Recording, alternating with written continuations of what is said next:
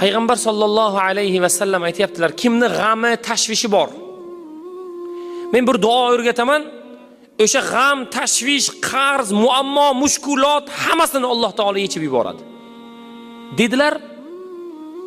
Deganlaridan keyin yana bir arobiy keldi, kimdir savol so'radi, Rasulullohni chalg'itishdi. Biz uni so'ra olmadik.